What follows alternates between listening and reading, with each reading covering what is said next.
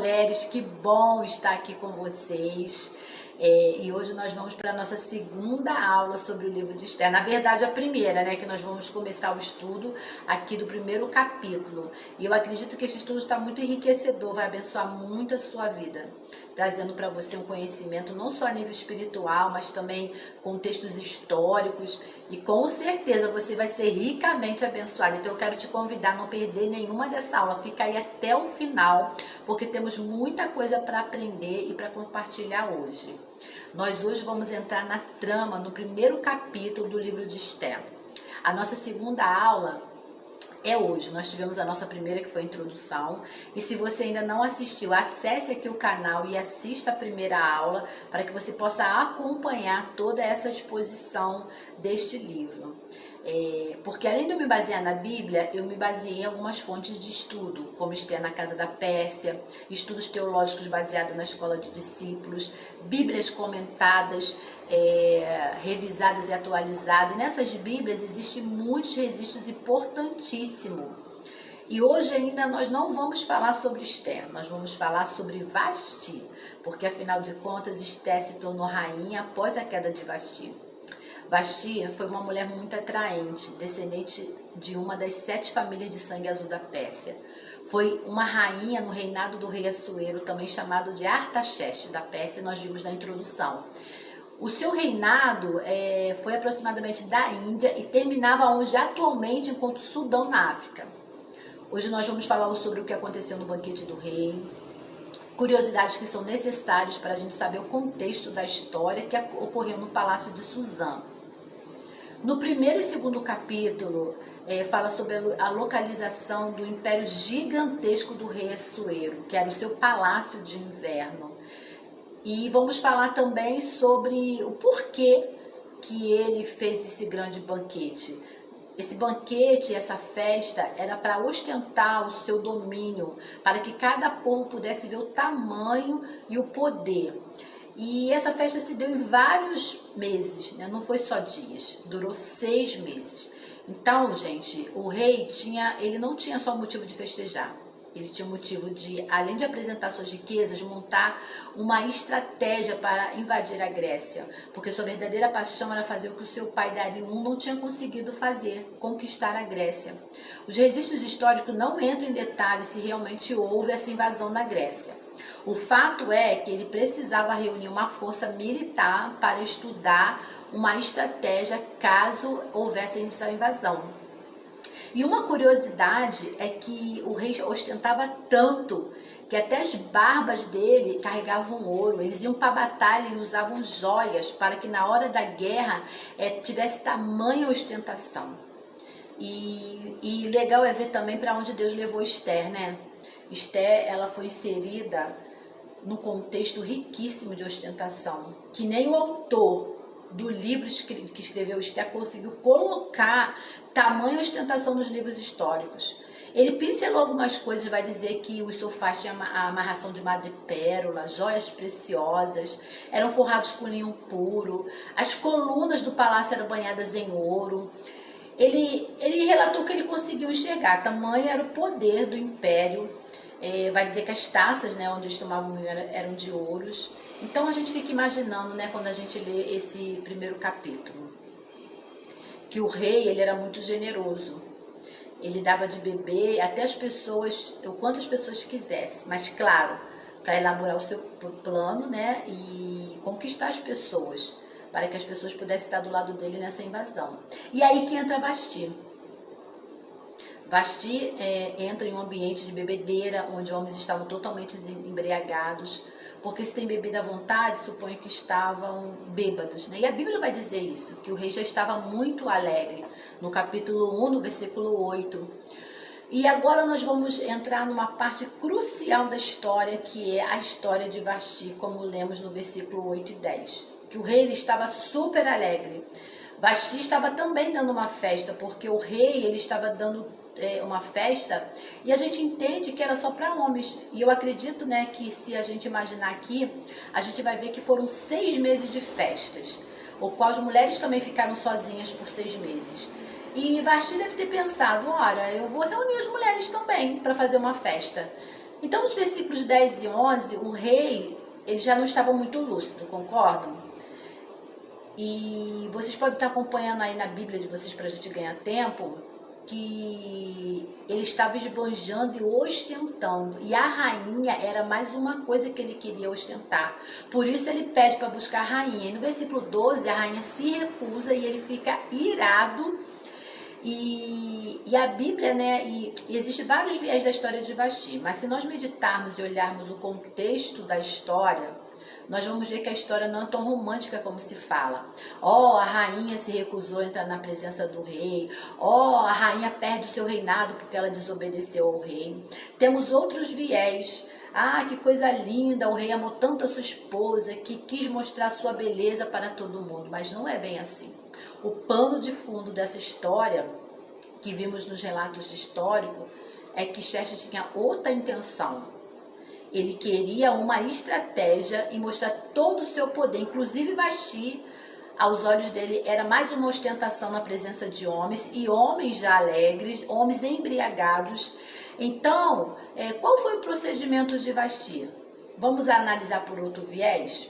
Furioso, o rei pede, né, a Memucã que viesse trazer Vasti. Vasti se recusa, no versículo 12, e Memucã, ele fala assim, olha, por que você não faz um decreto, rei? Porque a sua mulher desobedeceu a sua ordem. E isso vai acontecer com todas as mulheres do reinado, porque a sua mulher, ela é um exemplo para as outras. E aqui nós não temos como tomar certo ou errado, nós estamos conhecendo a história de Esther, nós estamos conhecendo o lado histórico.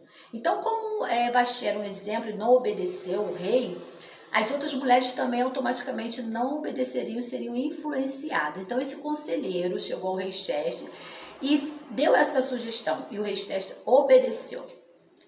O pânico da atitude de Vasti foi tão grande que os conselheiros falaram para o rei assim: rei, emite um decreto para que não seja revogado e que você ache uma rainha melhor do que ela.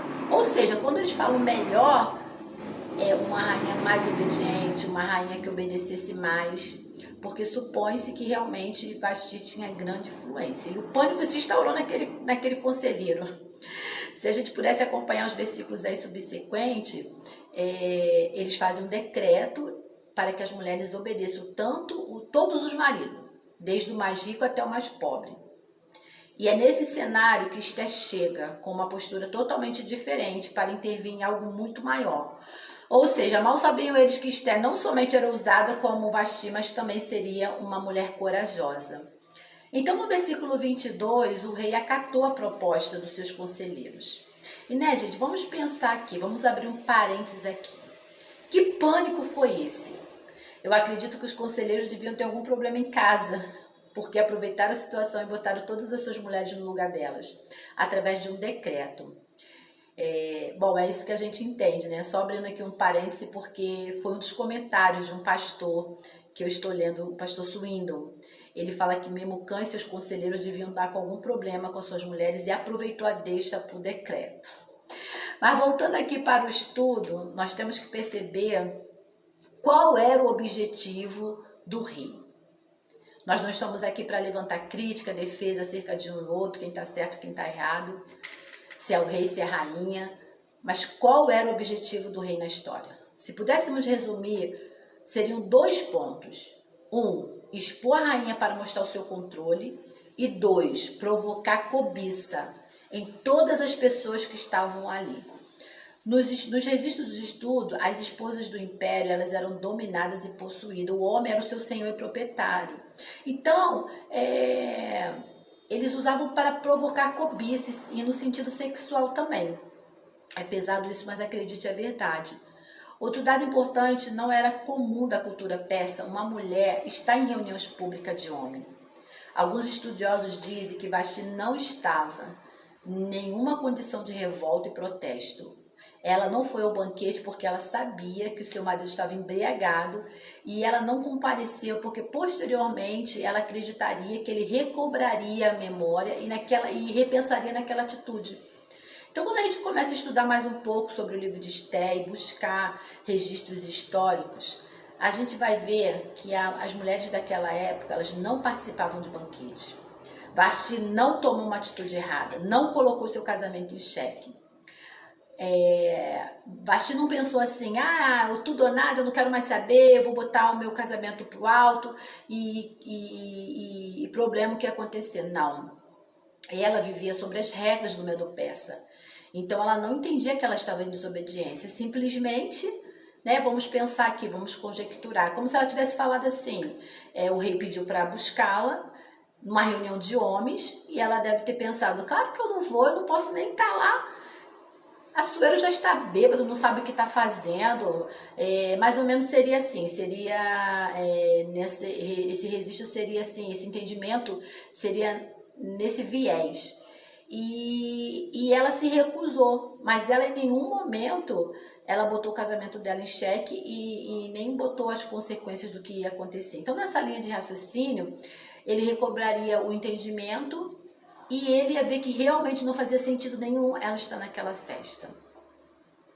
Mas sabemos que estamos fazendo um estudo histórico, né, e trazendo curiosidades. Sabemos que os registros também são de ordem de conhecimento. Mas eu gostaria de trazer para vocês também, abrindo um parênteses aqui, outro parênteses, Provérbios 31:4, que diz sobre a bebida, que diz sobre o álcool. Né, porque nós vemos Deus em todo o cenário. E o álcool ele pode levar à injustiça, a decisões erradas. Vai dizer em provérbio que homens que ocupam liderança e se anestesiam com álcool comprometem seus princípios éticos e morais. Então, Provérbios fala sobre o álcool, Salomão fala sobre o álcool, e nesse contexto acredito que nós estamos lendo que Vasti acreditou, não acreditou na proporção que isso iria tomar, mas devido à embriaguez e à falta de entendimento, toda essa trama ela aconteceu por uma pessoa estar embriagada e numa atitude impulsiva, com falta de sabedoria, o rei Xerxes tomou uma atitude errada. E quantas pessoas, né, no dia de hoje, quantos homens e mulheres precisam tomar decisões no emprego, na família, e não pensam com lucidez, não medem consequências de atos impensáveis e acabam vivendo também uma consequência que não estava esperando. Bom, como a Bíblia é didática, né, fica aí esse entendimento, esse ensinamento. E o que vocês estão achando? Bota aí nos comentários se vocês estão entendendo, estão gostando dos relatos históricos. Tá bem complexo, porque o relato de Vasti, ele é bem complexo, e é nesse cenário que Esther entra, né? Nós sabemos que alguns fatores precisavam acontecer para que Esther entrasse no cenário. E no primeiro capítulo do livro de Esther, a soberania de Deus é fato. Nesta aula sobre Vasti, nós estamos aprendendo lições importantíssimas. Aprendemos a interpretar a Bíblia, acontecimentos, relatos históricos, relatos de teólogos estudiosos sobre que a saída de Vasti foi necessária. Mas sabemos também que ela foi vítima, né, de um homem agressor, opressor, e que de alguma forma o rompimento do matrimônio teria que acontecer para que Esther chegasse. Mas como eu tenho dito aqui, a nossa leitura, o objetivo da gente é conhecer um pouco da história. Não tem como base pegar quem está certo ou quem está errado. Nós temos que saber que existem relatos históricos. Claro, existe igreja, nós, né, extraímos ensinamentos e mostramos muitas vezes Vasti, Esther como exemplo de obediência e desobediência. E Esther que chegou na presença do rei como obediência e Vasti que perdeu a presença do rei pela desobediência.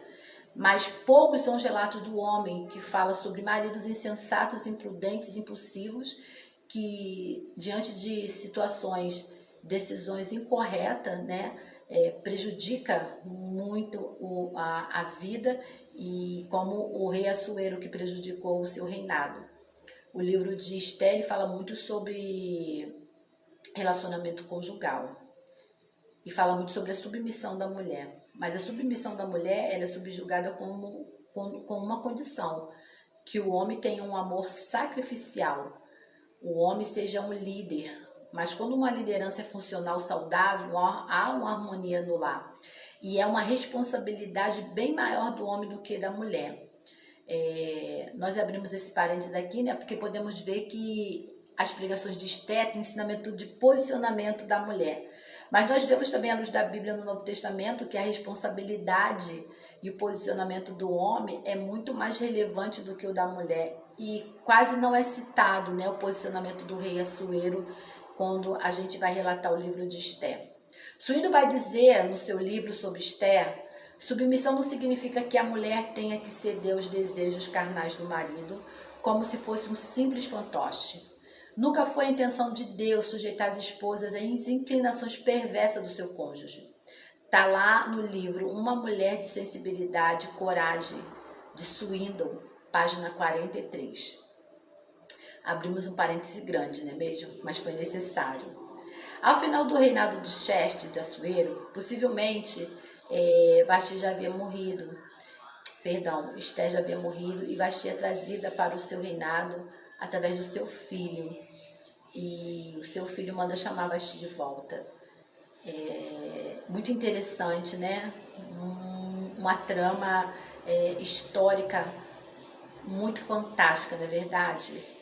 E assim a gente fica sabendo um pouco da história de Vasti. Eu encerro aqui esse ensinamento, esse estudo, essa exposição,